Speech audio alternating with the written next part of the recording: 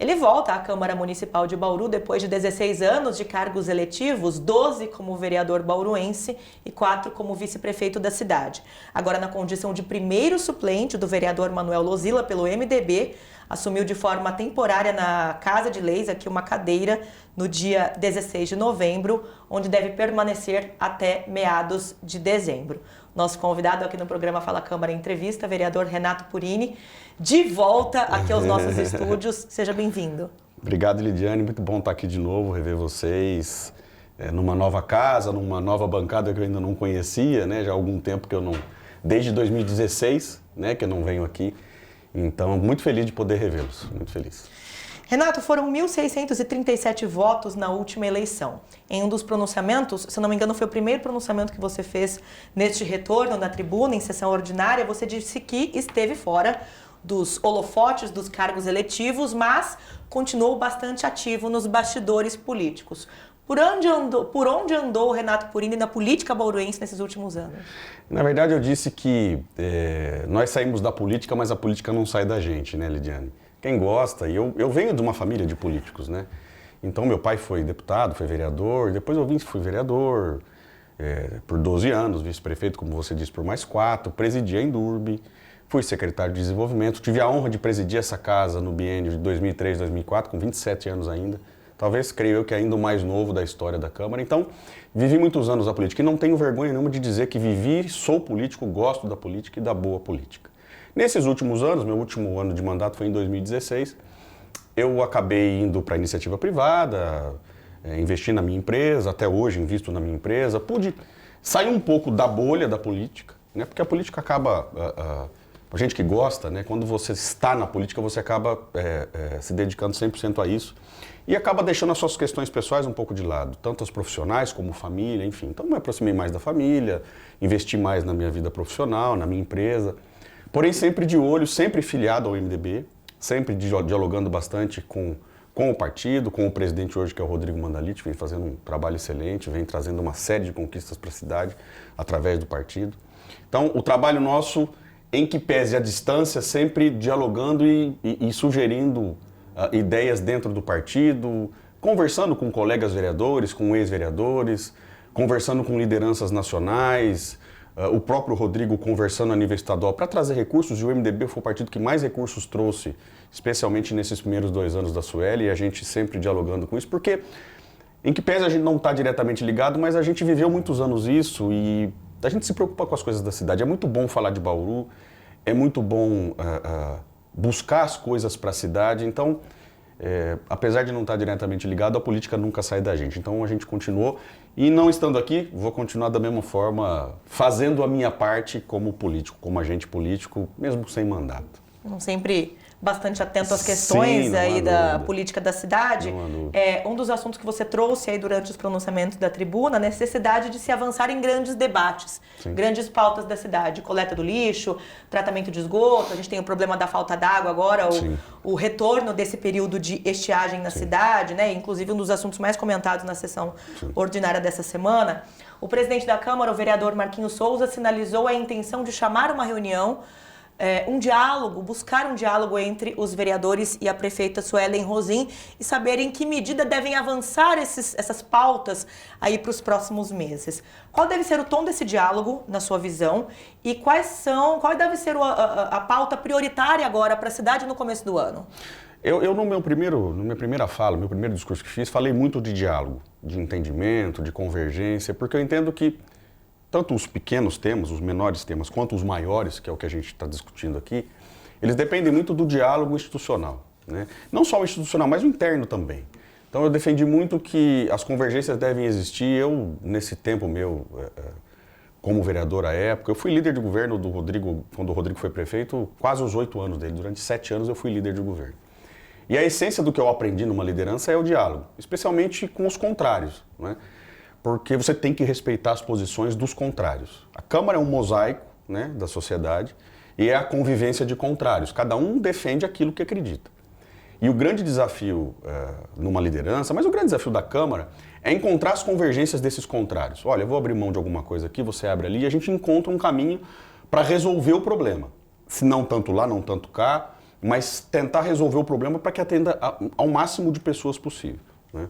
Então, neste caso, e o vereador Marcos na última segunda, a gente acabou falando mais ou menos a mesma coisa, né? Estimular esse diálogo para discutir os grandes temas da cidade, porque esses grandes temas dependem de planejamento, né?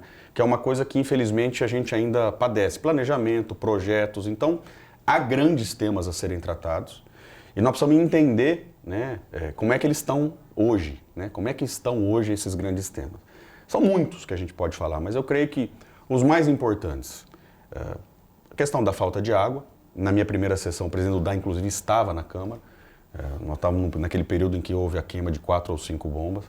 Então, havia um problema pontual de falta de água pelo problema das bombas. Então, eu disse, inclusive, ao presidente, não é só resolver o problema, mas precisa entender por que o problema ocorreu para não ocorrer de novo. Então, ele vai lá fazer um investimento em mais 22 bombas reservas para que, eventualmente, numa queima ele tenha a substituição rápida.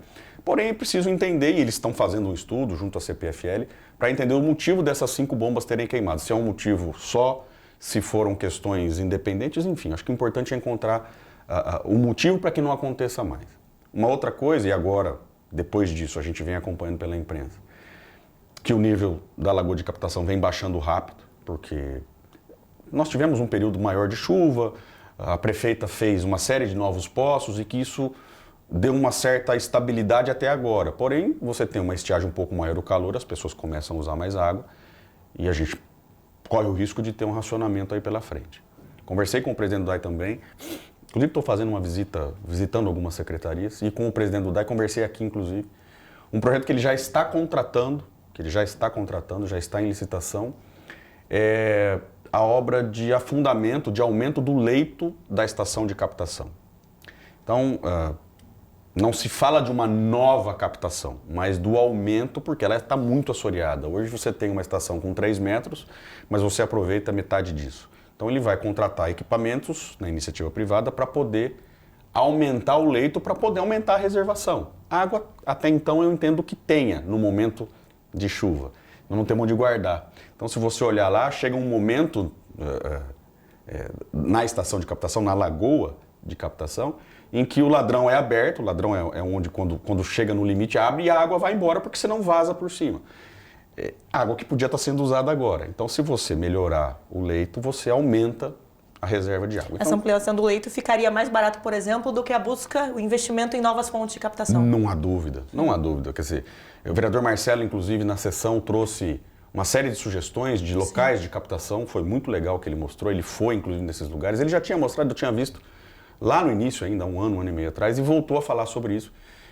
Porque muito se fala, né? Vamos buscar do Tietê. Nós temos outras fontes aqui, porém os investimentos são altos. Porque não é só pegar água e você tem que reservar isso, você tem que fazer uma série de investimentos muito maiores, como você disse, de forma muito correta, do que aumentar o leito. Acho que é um investimento de 6 ou 7 milhões. Quer dizer, para fazer uma nova captação e para trazer essa captação até a estação de tratamento, se você tiver 2 captações, você vai ter que ter 2 estações. Enfim, isso passa de 100 milhões de reais, fácil. Então, talvez uma solução mais rápida e que também atenda, né? Então, você tem poços, você tem um aumento da captação e o tratamento disso. Eu acho que a gente pode avançar em, se não resolver o problema, mas diminuir muito o problema na época da estiagem. Então, esse é um dos grandes desafios que me parece encaminhado a algumas coisas. Outros 2 assuntos importantes, para a gente ser breve, né? Que é o tratamento de esgoto, né? Que nós temos uma obra aí com 60%, 70% terminada, um fundo de esgoto com muito recurso, né? Porém, a obra parada, a empresa abandonou, né? A empresa não conseguiu terminar, e com um projeto faltando mais de 1.000 plantas. É impossível o município fazer isso. É impossível o DAI fazer, não termina, né?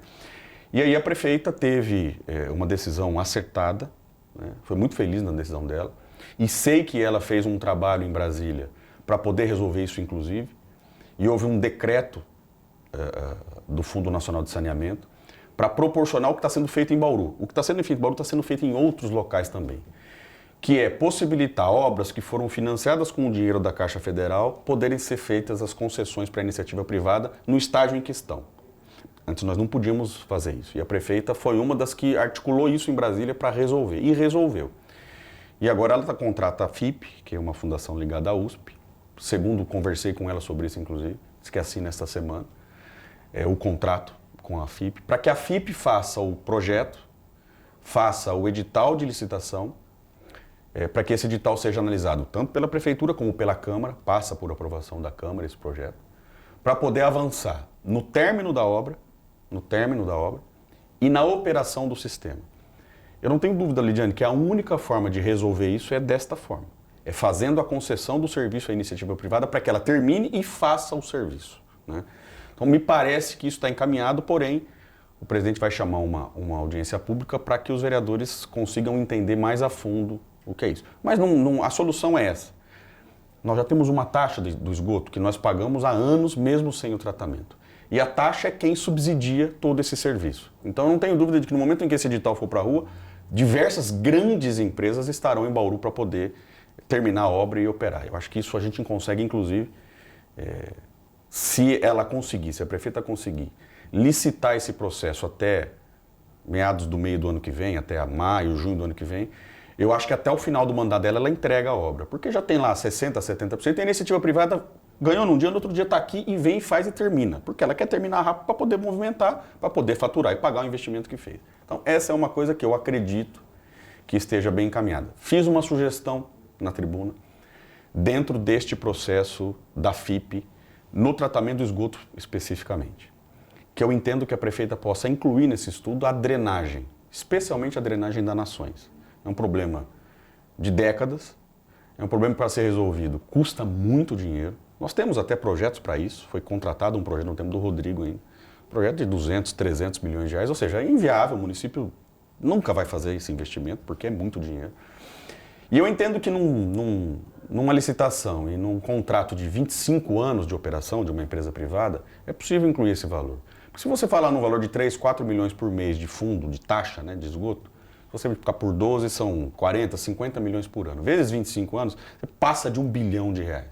Então, se você diluir isso e disser, olha, quem ganhar aqui tem o compromisso de fazer um piscinão a cada 2 anos, nas Nações, por exemplo, são 3, salvo engano, eu não tenho dúvida de que ela consegue incluir e as empresas vêm e fazem. Por quê? Porque é um contrato muito longo, com uma receita muito grande, com a possibilidade de antecipação, que eu dizia a você antes aqui, desta receita, porque com a taxa, a empresa que vencer pode ir nos bancos e adiantar esse dinheiro e pagar em 30 anos. Então vem e faz. Utilizando como base esse projeto que foi elaborado lá na época do governo Rodrigo ainda. Exato. Esse mesmo projeto. Exato, esse mesmo projeto. Inclusive, é só fazer uma atualização de custos. E não precisa fazer no primeiro ano, mas faz lá em 5, 7, 8, 10 anos, resolve o problema das Nações, sem que o município tenha que despender recursos, dentro do escopo da taxa e da operação do serviço. Eu acho que é possível, eu entendo que é possível. Isso tem que ser levado à FIP, obviamente, para que ela tente incluir isso, para que seja também economicamente, financeiramente viável. Mas eu entendo que, pelo tamanho, pela extensão do contrato, pelos valores envolvidos e a taxa de esgoto, que há uma antecipação de receita por conta das empresas, eu tenho certeza de que é possível. Então foi uma sugestão que dei e quero depois pessoalmente dar também, na audiência pública que eu tiver aqui, dar essa sugestão. Uma outra sugestão que eu dei também, que é outra prioridade de muitos anos, né? Que é a coleta e a destinação final do lixo. Hoje nós temos a Endurb, uma dificuldade enorme de prestar o serviço, déficit aí de mais de R$1 milhão por mês nas contas. É impossível, qualquer empresa privada já teria parado. De outro lado, nós não temos destinação, a gente está levando para Piratininga o lixo, né, já há muitos anos, enterrando o lixo lá e pagando por isso. O prefeito Gazeta fez lá um projeto, através da Caixa, para destinação, apenas e tão somente. Porém, o projeto veio, além de ser só a destinação, ser só a deposição do lixo, com uma tecnologia que eu entendo que já não é mais a melhor para ser discutida, que é enterrar lixo. Hoje não se fala mais em enterrar lixo, quer dizer, quem enterra vai enterrar até o momento em que vencer a capacidade dos seus aterros, mas quem vai partir daqui para frente já fala em novas tecnologias. Geração de energia, aproveitamento de resíduo, enfim, adubo, fertilizante, enfim. Hoje você aproveita 98% daquilo que eventualmente vá para um aterro. 2% só é que você acaba desperdiçando. Então, é muito dinheiro jogado fora.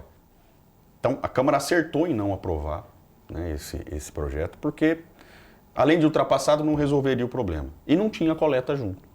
Então, é difícil, inclusive, ia ser difícil, inclusive, encontrar alguém que quisesse fazer isso, né? E a gente ia continuar enterrando lixo e pagando por isso. Se é para enterrar e pagar, continua jogando em Piratininga. Nós já estamos jogando lá, não ia resolver. Então, outra sugestão que eu dei é incluir neste projeto da FIP, até para dar velocidade, claro, no momento em que for terminado o esgoto, a possibilidade com o jurídico de fazer um aditivo nesse contrato com a FIP para incluir o projeto de concessão da coleta e da destinação de lixo com novas tecnologias. Porque tudo isso está dentro de um guarda-chuva só, que é o marco do saneamento. Tudo é saneamento. Então alguém pode dizer, mas o contrato é para esgoto. Não, o contrato é para saneamento.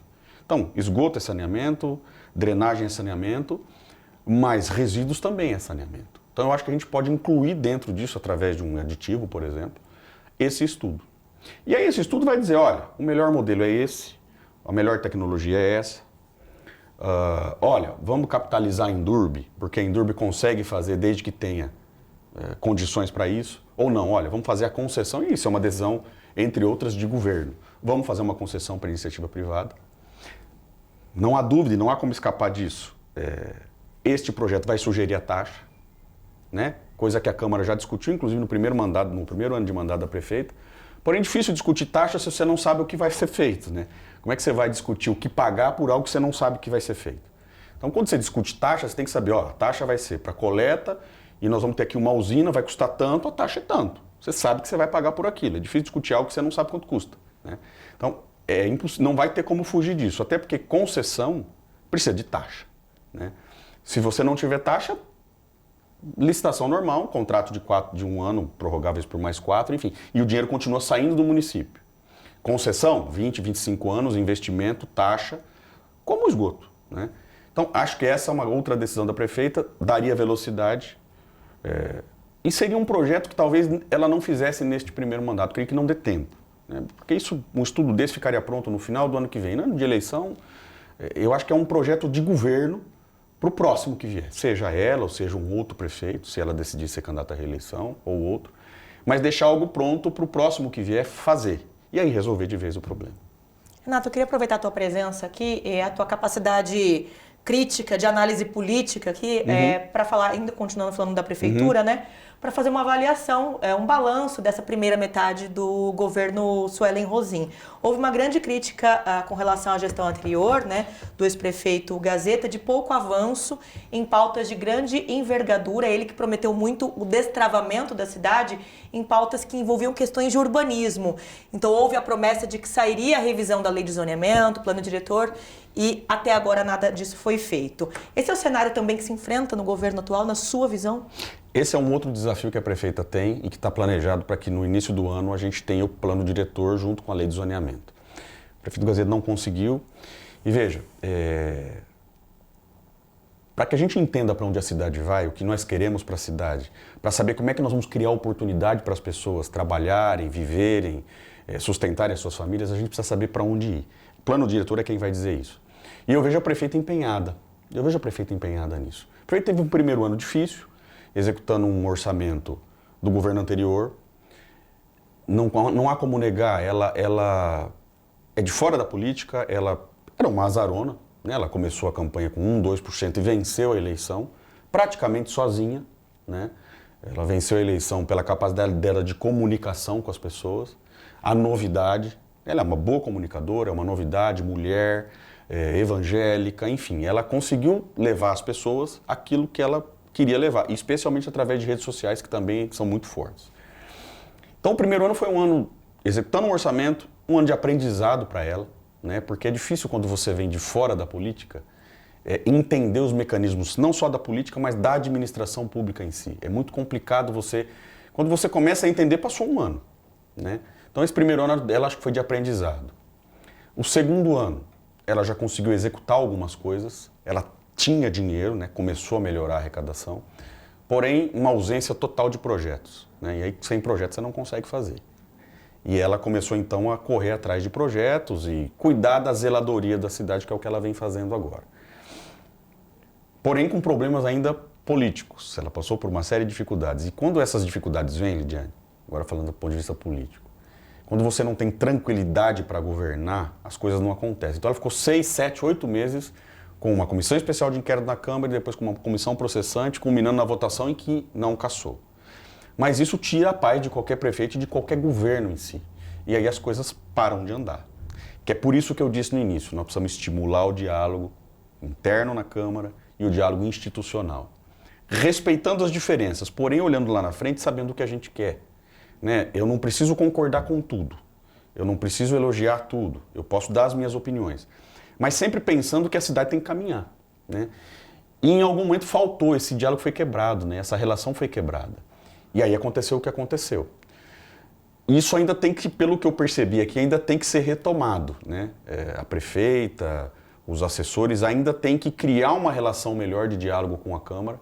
Então eu vejo a Câmara se esforçando no diálogo interno, né? Eu vejo que há uma boa relação interna, em que pese as diferenças, porém há uma boa relação. Mas com o Executivo ainda falta uma ligação um pouco mais próxima para dialogar as questões grandes do município. Então, para que a gente possa, no futuro próximo, aí, no início do ano, criar oportunidade para as pessoas, melhorar a cidade, nós precisamos avançar nas discussões dos grandes temas. E o plano diretor talvez seja o grande tema do início do ano, para saber para onde vamos. Né? Coisa que não foi feita. É planejamento, na verdade é planejamento. Você tem, por exemplo, o CODESE, que discute a cidade. Tem que ser aproveitadas as ideias do CODESE. Né? A CEPLAN, tem que avaliar uma série de coisas, tem que ouvir. Enfim, é um projeto extenso, porém que eu acredito que com o diálogo, até porque a Câmara vai participar, esse projeto vem para a Câmara. Então, se eu posso dizer aqui como é que a gente encontra o caminho para isso, é ouvindo, dialogando e convergindo. Uhum. Você também comentou sobre o seu envolvimento com a causa animal da cidade. A gente tem um projeto em tramitação aqui de autoria do Executivo na Câmara para a criação de um departamento dentro da SEMA, né, tirando as atribuições do Centro de Controle de Zoonoses, algumas das atribuições, e transferindo para esse novo organismo em outra secretaria, algo que você também já olhou de forma crítica, né? Afinal de contas, os profissionais da área da saúde animal estão alocados na Secretaria de Saúde. E também sugeriu que a Prefeitura faça parcerias com o terceiro setor por meio da contratação de uma entidade que possa fazer a interlocução com as ONGs, né, as protetoras independentes. Como que seria o formato dessa tua proposta? Causa animal para mim é uma paixão, né? Eu sou um protetor independente, não faço propaganda disso, viu, Lidiane? Falo porque gosto, enfim, gosto mesmo. Minha casa tem 12 gatos resgatados e 2 cachorros que eu cuido, fora os que a gente cuida fora. Enfim, eu gosto muito. E conversei muito com o Júlio César, que hoje é o representante da causa animal na Câmara, né, o Júlio César, vereador. Conversei bastante com ele para entender as ações que estão sendo feitas. Ele me falou bastante coisa e me falou sobre a criação do departamento, que já é um grande avanço, Nós já uma discussão no ano passado, eu mesmo fora participei inclusive da audiência, falei sobre isso, que é a questão do castramóvel, né, foi uma grande discussão. Vai se transformar num ambulatório, vai ser o castramóvel, que acabou não virando nada. Por conta dessas discussões, há muitas diferenças na causa animal e isso acaba atrapalhando às vezes. Mas eu dizia já à época, eu entendo que causa animal é zoonose. Né? Eu entendo que a causa animal poderia estar atrelada à saúde. Todos os profissionais relativos a isso, veterinários, enfim, estão na saúde. E o dinheiro, o orçamento na saúde é muito maior. Né? Então eu entendia, naquele momento, que nós deveríamos ter um departamento de causa animal dentro da Secretaria de Saúde. Não foi o entendimento da prefeita, ela levou a causa para a SEMA, e agora vai criar um departamento ligado à SEMA. Ok, eu acho que nós vencemos o debate da saúde, ok, está na SEMA. E agora nós precisamos avançar em como resolver o problema. Porque você tem que criar um departamento para olhar com olhos mais próximos, né, da causa animal, mas você precisa ter condição de resolver os problemas. Não basta só um departamento para olhar, mas não ter condição, não ter perna para resolver. Primeira coisa, tem que ter orçamento, né, tem que ter um orçamento. E eu dizia ao Júlio, né, conversando e sugerindo a ele, até porque ele vai continuar, né, e a gente sai daqui a pouco, que com R$1 milhão, Lidiane, que não é dinheiro para o município, você torna Bauru referência na causa animal. R$1 milhão, R$100 mil por mês, não mais do que isso. Você faz uma revolução na causa animal. E a causa animal, o que é a causa animal? Como é que você lida com isso, com a população de animais? Porque causa animal não deixa de ser zoonose, controle de endemia, controle de leishmaniose, enfim. Castração, né? Você precisa avançar no projeto de castração. Você precisa criar um instrumento para cuidar dos maus tratos aí, para ir atrás, porque hoje tem uma demanda enorme e você não tem a quem recorrer. Né? Você tem que ter uma estrutura pequena, uma viatura, alguma coisa, para investigar maus tratos e tudo mais. E atendimentos ambulatoriais. Hoje a prefeitura, salvo engano, tem 4 ou 5 clínicas veterinárias cadastradas. Uma cidade de quase 400 mil habitantes é pouquíssimo. E normalmente em áreas mais centralizadas. Então as pessoas que estão na periferia, Lidiane, elas não vão para o centro, não tem como levar seus animais. Na periferia é onde os animais de rua estão mais expostos a proliferar, a criar, enfim. Qual é a sugestão que eu dei ao Júlio para que ele leve? Vou dar à prefeita também, porém o Júlio continua aqui. É um convênio com uma instituição do terceiro setor, uma OCIP, uma OS, uma ONG, enfim, uma. Por quê? Com isso, essa entidade ela tem mais condições de buscar as parcerias com as clínicas veterinárias. O município tem muita dificuldade porque a burocracia é um negócio maluco. Se tiver uma certidão que essa veterinária não tiver, ela não consegue se cadastrar com a prefeitura. Se for um pet shop com veterinária, ela não pode. Então é muito complicado. Já uma ONG tem mais condição de ser mais maleável. E aí levar esses atendimentos para todas as clínicas que tiverem interesse. E aí lá na ponta, perto das pessoas. Então se você está lá, por exemplo, no Jaraguá, no Santa de Virgens, com certeza tem no mínimo uma clínica ali por perto, que as pessoas conhecem, convivem, é ali que ela vai levar. Faz o procedimento, a castração, algum atendimento ambulatorial, dentro de um escopo que a prefeitura vai dizer, olha, a prefeitura paga isso, esse preço. As pessoas vão saber o que fazer. Ela vai estar cadastrada nessa OCIP, nessa OS, nesse organismo do terceiro setor, vai prestar o serviço, prestar conta com a ONG, e a ONG vai ter lá um orçamento da prefeitura, porque eu falei, por exemplo, 100 mil reais por mês, e ela sabe que esses 100 mil ela tem para gastar. Lidiane, vira uma referência. Se o município quiser continuar fazendo isso, não vai ter perna para fazer. Por quê? 5 clínicas em Bauru é muito pouco e as pessoas não chegam até isso. Então, a sugestão que eu dei, que eu já dava lá na campanha, era essa. Traz uma ONG, uma entidade do terceiro setor, para ela articular com as clínicas as castrações, as campanhas, os atendimentos ambulatoriais. Lidiane, em um ano vira referência, pode ter certeza disso. Falei para o Júlio, tenho certeza que ele vai avançar nisso também, gosta muito, conhece muito e está aqui, né? Além dessas questões envolvendo a causa animal, você deve permanecer aqui conosco até o dia 11 de dezembro. O Manelo Zilla anunciou, né, a previsão de retornar no dia 12, antes da eleição da mesa da Câmara. Que marcas você pretende deixar nesse pequeno espaço de tempo, Renato? É essa do diálogo, Lidiane. Porque o prazo é muito curto, né? Não adianta a gente achar que chegar aqui e eu vou trazer 5, 6, 7, 8, 10 projetos de lei que em 3 semanas eu não vou resolver isso, não vou aprovar. Vivi muito para saber que não dá tempo de eu fazer isso. Então, a marca é dialogar com os parceiros, com os companheiros aqui, com os vereadores, com a vereadora, tentar de alguma forma colocar a experiência da gente em algumas discussões e mostrar que a gente só consegue atingir os objetivos que a gente tem e que a gente assumiu lá na campanha conversando. Respeitando as diferenças, cada um pensa de um jeito, você tem situação, você tem oposição, mas a gente tem um objetivo muito maior de que é resolver os desafios e criar oportunidade para as pessoas. E isso só vai acontecer se a Câmara, a Prefeitura e a entidade, a sociedade, dialogarem e conversarem para encontrar os caminhos. Então talvez seja isso que eu aprendi durante esses 16 anos de mandato e hoje sou maduro para dizer, se a gente conversar, se a gente dialogar e se a Câmara conseguir, respeitando as diferenças, mas encontrar os caminhos para a solução disso tudo aqui que a gente falou, eu tenho certeza que nós vamos ter belo resultado pela frente. Então a marca que eu puder deixar aqui é de diálogo, de amizade, de convergência e de bom relacionamento. Um papel de articulador político, então. Mais ou menos por aí. É coisa que eu gosto. Eu acho que é por aí. Vereador Renato Purini, nosso convidado hoje aqui no programa Fala Câmara, entrevista de volta aqui aos estúdios da TV Câmara Bauru. Mais uma vez, obrigada, Renato. Eu que agradeço. Sempre muito bom estar por aqui, sempre bom conversar, falar das coisas da cidade. Obrigado, Lidiane. Eu aproveito para agradecer você também que nos acompanhou e lembro que este conteúdo fica disponível na íntegra para você acessar pelo nosso canal no YouTube. Procure lá o TV Câmara Bauru. Até a próxima!